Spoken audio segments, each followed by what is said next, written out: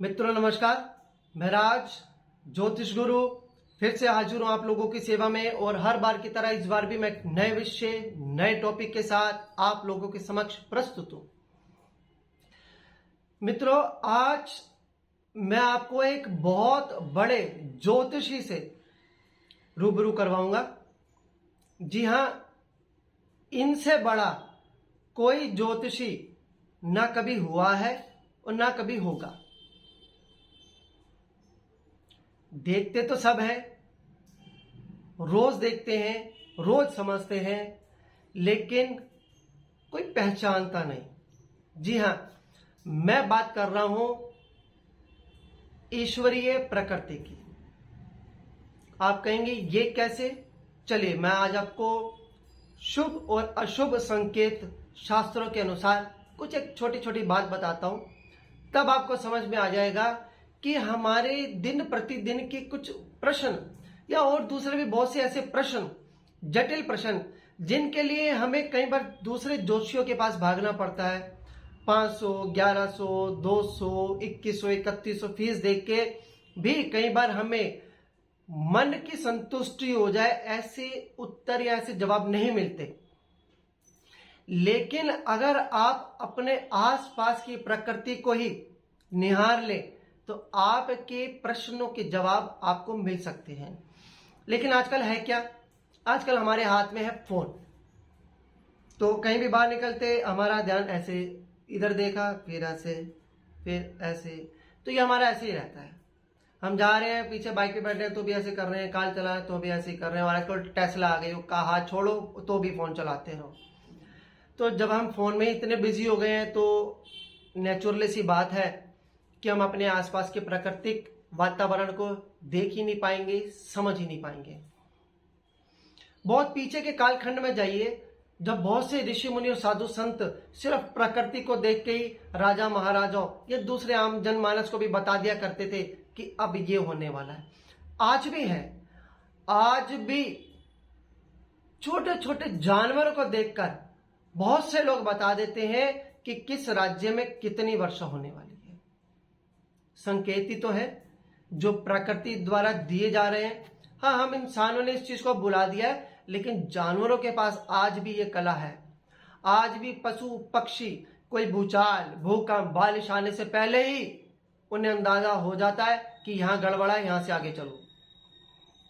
चलिए मैं छोटा सा आपको बता देता हूं। मान लीजिए कि आप किसी शुभ काम के लिए अपने घर से निकले हैं, इंटरव्यू देने के लिए निकले हैं, किसी को प्रपोज करने के लिए निकले हैं, अपने किसी मित्र, प्रेमी, प्रेमिका से मिलने के लिए निकले हैं। आगे आपको कैसा मिलने वाला है?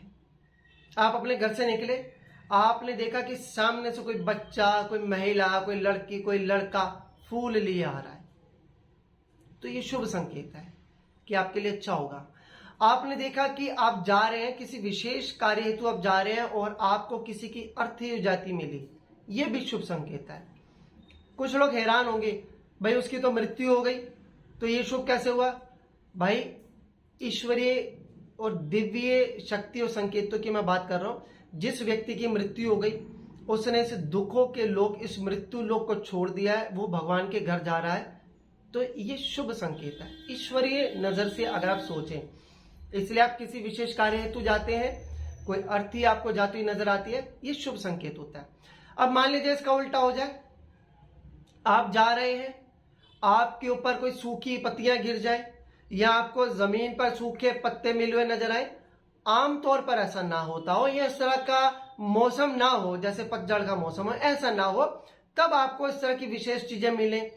या आप एकदम निकले, आपने मोड़ मुड़ा, देखा कि किसी के घर के आके आपकी नजर पड़ी कि 3-4 गमले पड़े और चारों पांचों ही सूखे हुए हैं, तो यह अशुभ संकेत हो गया कि आपके जो मनोरथ है वो पूर्ण रूप से अभी सफल नहीं होंगे, उनमें अभी कुछ संशय है।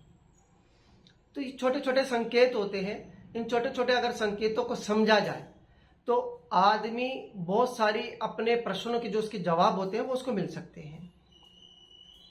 मान लीजिए कि कोई व्यक्ति है और उसे अभी तुरंत ही पता लगा कि उसकी पत्नी प्रेग्नेंट है, मान लीजिए वो ऑफिस में है, कार में है, कहीं पे भी है, बाहर गया हुआ है, घूमने है, कहीं भी, उसे पता लगा कि उसकी पत्नी ने उसको सूचना दी कि वो प्रेग्नेंट है, गर्भवती है।